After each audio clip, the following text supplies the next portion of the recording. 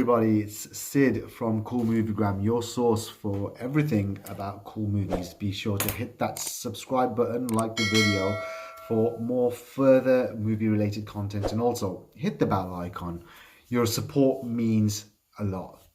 First of all, I'd like to say thank you for those who have recently just subscribed to me. I mean, they're kind of pushing it towards that first goal, which is 100 subscribers, which, as it's a brand new channel, I'm kind of excited. I'm looking to see that more and more people are actually kind of like interested and seem to like the same kind of stuff that I've actually been into. And today, well, I don't know. Well, first of all, I've just watched a video from another YouTuber called the Viking Samurai, who's kind of like a nerd of like action and martial arts movies. He loves Van Damme movies, in particular Bloodsport, as he also dubs himself as the Bloodsport guy. That's his name, the Bloodsport guy. That's why he kind of goes as. And his stuff is really cool. It's really interesting. Gets a lot of these people who have worked on movies or actual martial arts stars. I mean, he's had like the legendary Don the Dragon Wilson. He's had Sheldon Lettich and quite a few people. But recently, today, or maybe yesterday, 12 hours ago, he'd actually released an interview with Frank Dux. And those of you who don't know who Frank Dux is the creator and founder of the Dux Ryu system, and the Jean-Claude Van Damme breakthrough vehicle Bloodsport was actually kind of based upon his life. And it kind of goes through an interview where it's a really good video. It's very interesting about his time at the Kumite and what he's been doing with his life. Now, he's always been a subject of a lot of somewhat controversy, because a lot of people are saying that his claims are fake, it's all made up, and he's not really who he says he is. And for me, I thought it was an interesting interview. In terms of like his claims as to whether or not it was true, I can't say. At the end of the day, he seems really kind of like, he goes into a lot of detail as to what it was, but then there's also that very skeptical side of me is that, I don't know. I mean, I wasn't there, and it's just probably one of those things that maybe you have to believe it, but I don't know. I'm not going to say anything. I mean, hey, it is what it is. But definitely, I would say definitely check out the guy's channel, the Viking Samurai. Really cool guy. He loves his 80s and 90s action movies and these and martial arts stuff. So he's actually a really kind of cool cool guy. I mean, I like the Viking Samurai. He's really, really interesting. He's one of my favorite YouTubers. Yeah, so that's pretty much about it for that. But then now it's it's just a review time. Now what we're reviewing is the 88 Films Armour of God release. It's very exhausting. Again, this went through a lot. So first of all, let's get started with the review of the film.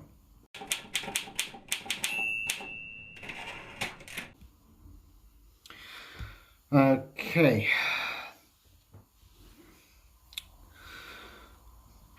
Okay, the film itself follows Asian Hawk, played by Jackie Chan, who is a former singer, part of a band called The Losers, who's now a kind of a bounty hunter, or not really an archaeologist, kind of a more modern day adventurer who just steals artifacts and sells them to rich people.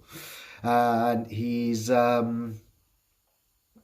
former flame, Laura, played by Rosamund Kwan, is kidnapped. He's contacted by Alan, who's his former best friend, who's kind of like estranged from him, kind of like the relationship is soured because Laura and Alan are now a couple.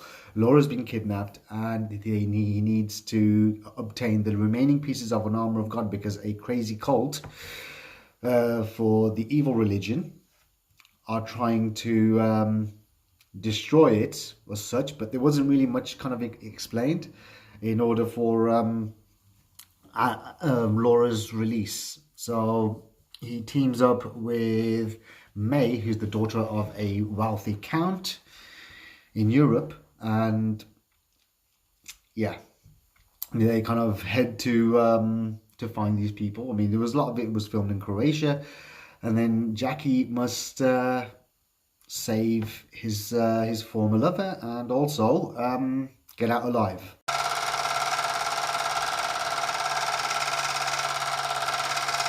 My thoughts on the film? Well, I've watched this film countless times. I've seen it many times before. The first time I did see it, the once I did, was the export dub, which is included on this set over here. Yep, on this set. It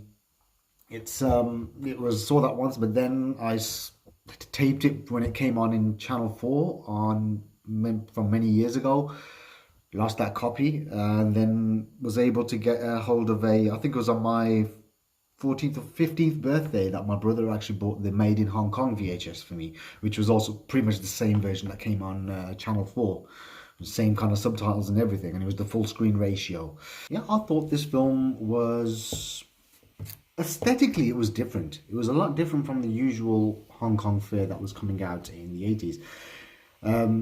Because apart from maybe part of the starting sequence, where the opening action scene, where just a small smidge of it was actually filmed in Hong Kong, and also some of the interior fights at the end and such, they were shot in in the Golden Harvest studio, which is kind of detailed in the commentary.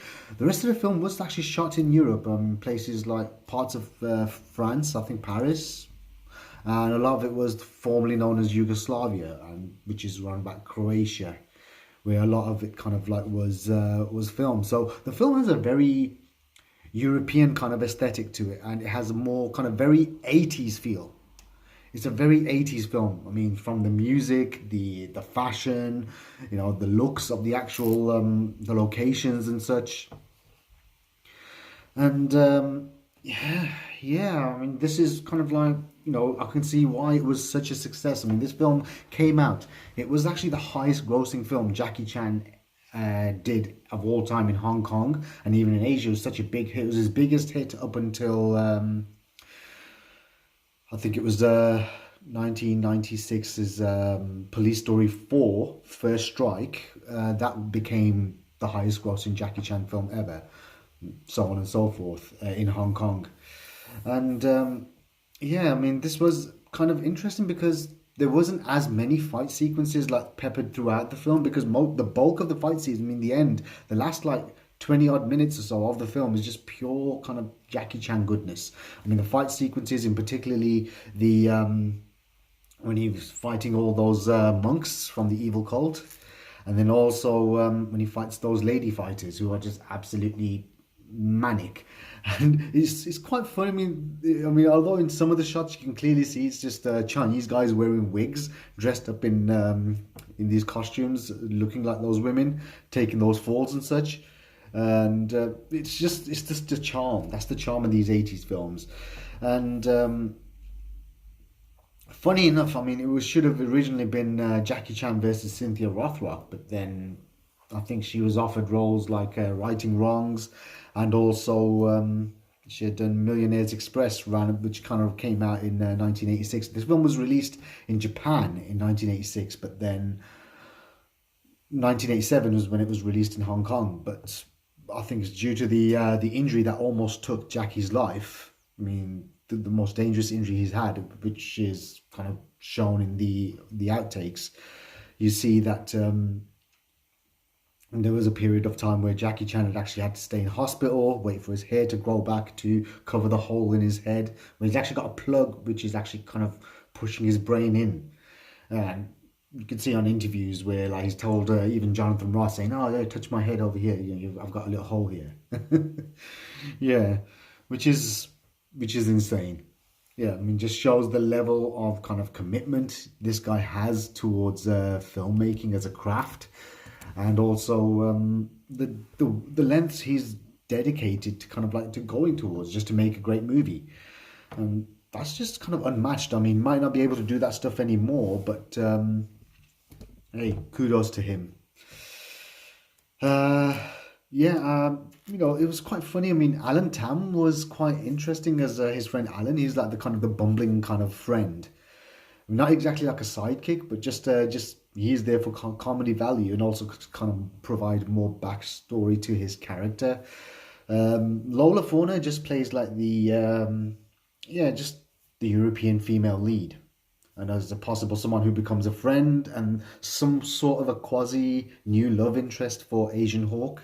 And then personally, I thought Rosamund Kwan, she is actually has proved herself as sometimes a an interesting actress who's able to do decent roles. I mean, notably being in Jackie Chan's 1987 Project A Part 2, and also Choi Hark's Once Upon a Time in China, well, in particularly the first three, alongside Jet Li, where she played the role of 13th Aunt. She's proved herself as an interesting actress and as someone who's actually got some sort of range. But me, apart from looking pretty, she doesn't really do much else in this film. I'm looking kind of bewildered and lost.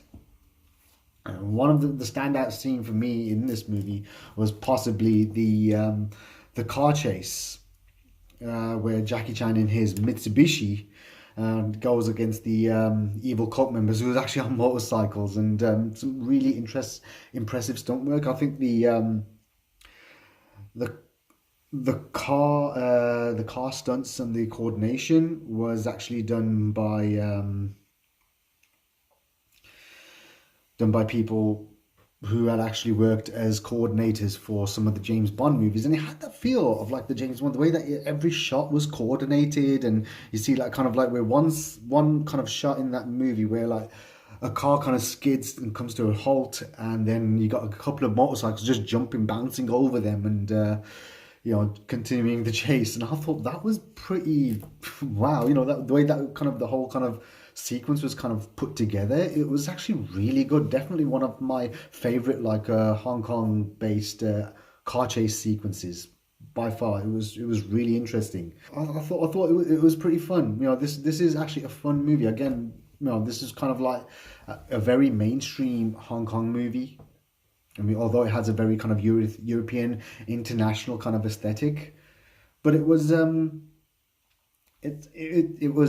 had a different feel to it, but it's kind of like it had that kind of madcap kind of comedy feel, because you had films like Aces Go Places, and you had Wheels on Meals, which of course were and even the Lucky Stars movies, which kind of like took it to a different a different locale, as in comparison to the usual set in Hong Kong kind of feel.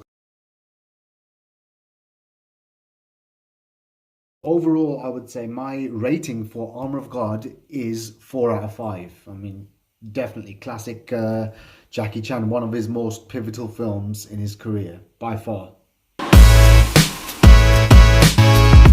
The Blu-ray itself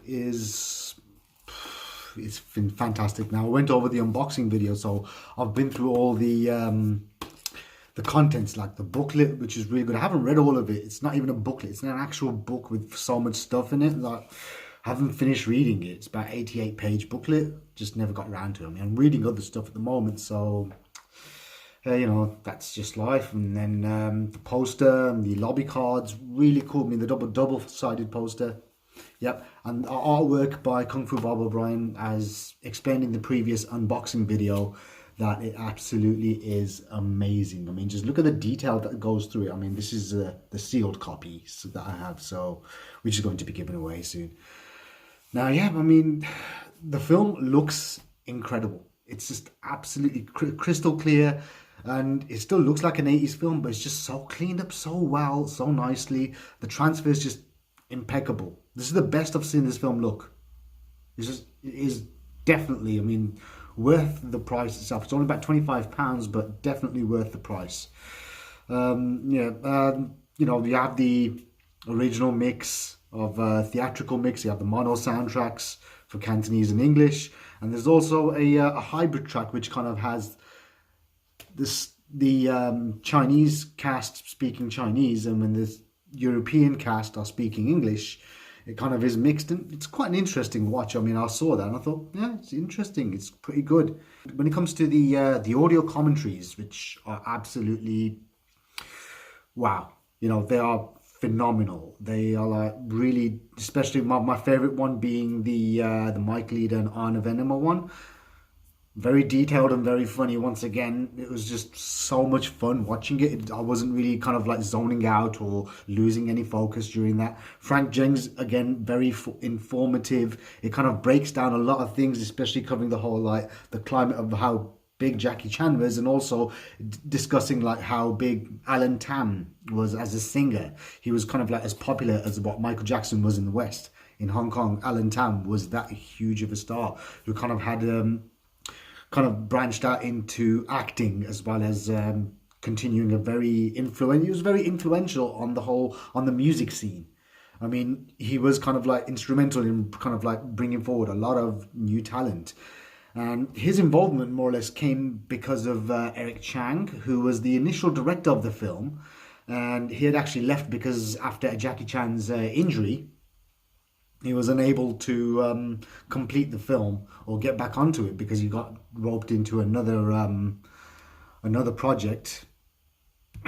So Jackie Chan took over the reins as the director, but then Alan Tan got involved because him and Eric Chang are actually like childhood friends. They both grew up on the quarters within a colony which was for police officers in Hong Kong, because both of their fathers respectively were serving in the Royal Hong Kong Police Force. So that's where they kind of like became best friends, because they grew up more or less being the same, because they had something in common, which was, hey, we're, both of our dads are police officers, so why not? And then eventually kind of got into show business. And I thought the other audio commentary, which was with Kenneth Brawson and Phil Gillian of the Podcast and Fire Network. Again, these guys, they know what they're talking about. When they talk about Hong Kong movies, the Podcast on Fire guys, City on Fire guys, they smash everything when it comes to like their knowledge. I mean, it's absolutely like it's to a T. You always learn something when watching either of these commentaries. They're always very kind of like, they're very informed. You always learn something more about Hong Kong. You think you knew a lot about Hong Kong movies based on the books or the documentaries or other audio commentaries that you may have heard in the past. But when you see these new ones, it's actually, you always pick up your knowledge just kind of like expands. It's fascinating. I mean, there's a reason why Hong Kong cinema was called the Hollywood of the East for quite some time. And The Art of Action, again, is a YouTube channel from Scott Adkins, where he usually has like interviews with a lot of people who have actually worked within the martial arts action cinema scene. He's had people like Mark Dacascos and Cynthia Rothrock and you name it. They've all been on his channel. And here he actually breaks down a lot of the fight sequences in Armour of God. And it just shows how much, I mean, Scott Adkins himself was a huge fan of Jackie. He's a fan of a lot of these old Hong Kong action movies. He kind of has a lot of kind of passion and love for them. It's again very informative. I mean, even if you haven't got the Blu-ray itself, you can actually get the episode on his YouTube channel. Definitely, I recommend. I mean, yeah, I would recommend it to him. And I'll recommend it for you, not him. I see my words are just kind of like, maybe it's just because I haven't had my lunch yet. Okay, then we also have Jackie on VHS, the VPD years with Steve Lawson. This was like a kind of like a time capsule, this feature itself, because I kind of grew up in the point where you would see all those Jackie Chan movies, the VPD covers, i.e. Imperial Entertainment, those VHS covers, and you just pick it up because his name was on the box, and he had these some of them were really cool kind of like images. In particular, like the covers for Armour of God and Wheels on Meals, they were like my favourite covers. And I remember watching those movies and I also owned Twin Dragons, and I had the Police Story 2, and which other ones? I had Project A, you know, a lot of these films I had on VHS, that was just kind of like, it's like a throwback into memory lane. I thought, this is absolutely amazing. I thought it was really quite, it was a nice feature. You know, it was really kind of like interesting. Then Rise of the Phoenix, High Upon High, which is a kind of a music video created by, wow, Armour of Funk, which was it's kind of like a 30th anniversary music video where it's a European kind of music duo. I've never really kind of like got into them before, but then they actually do a music video, and it's a cover of the Jackie Chan song High Upon High, which was actually done in English for the export dub. Which they used, and they actually do their own cover of it, which was actually quite an interesting cover. I actually been listening to this song for quite a while now. It's on Spotify, so I've actually got it on my workout playlist. So when I'm doing my cardio, it's actually one of the songs that I'm actually running to on the treadmill. It's just kind of really upbeat, and they actually use a lot of the locations that was in Croatia, like former state of Yugoslavia, I think it's Slovakia, and maybe different other places where they actually shot Armour of God. They actually kind of like splice images from the movie itself and them actually in the actual kind of like locations, kind of doing their own shots. And they actually had, you know, kind of like fight choreographers and everything, kind of like, you know, there's kind of like a kind of look back on the locations of the movie, Hong Kong movie tour then and now. You get a which was interesting. You get to see, like, for example, the images of like the locations where the film was shot and what they look like now, which was quite interesting. And then you also have interview with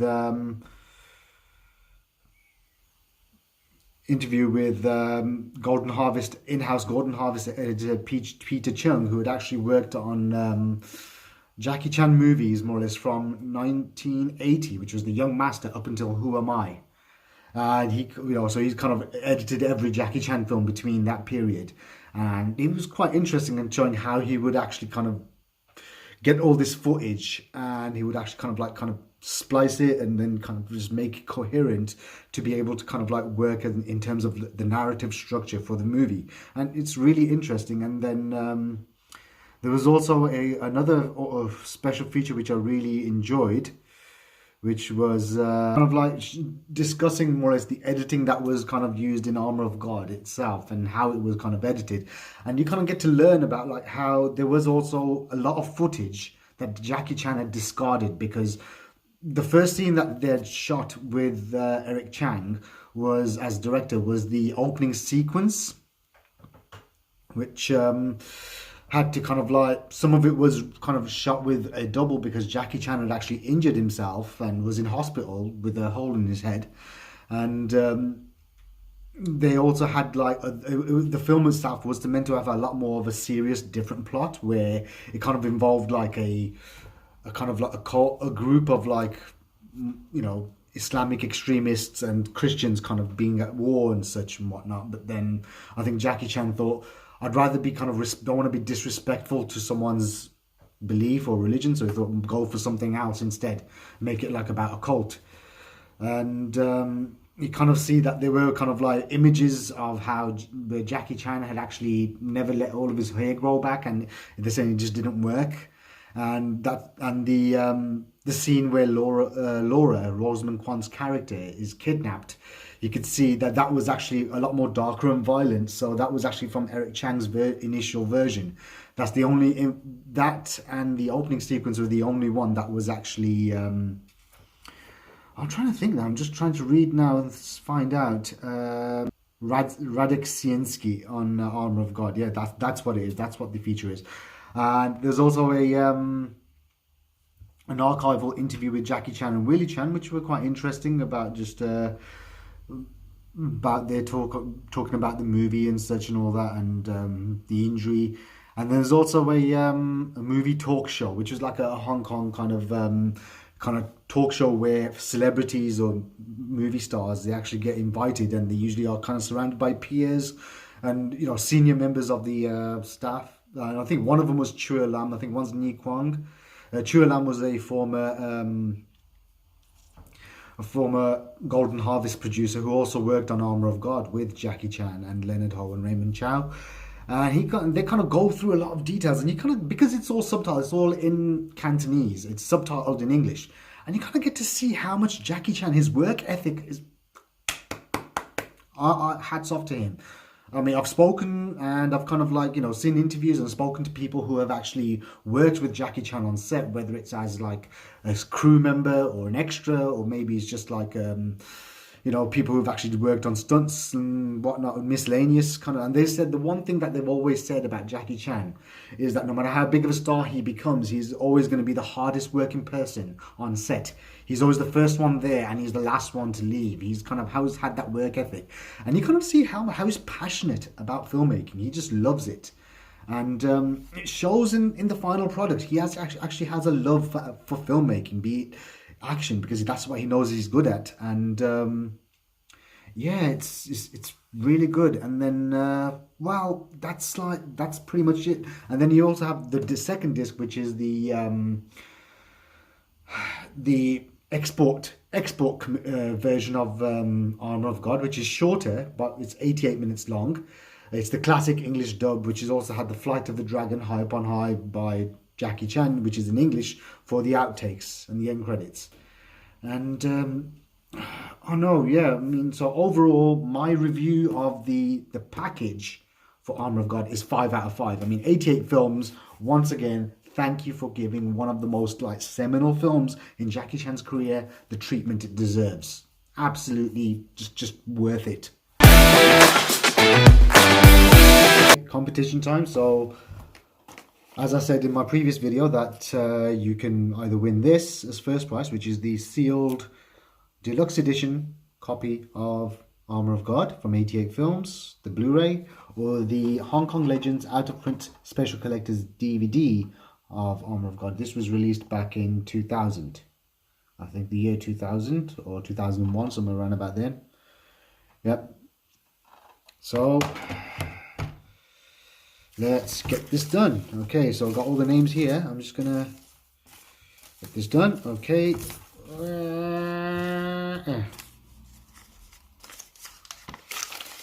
First one is Ricky. And then that's Old AF Reviewers. And the second one for the DVD is Video Tasties. Congratulations.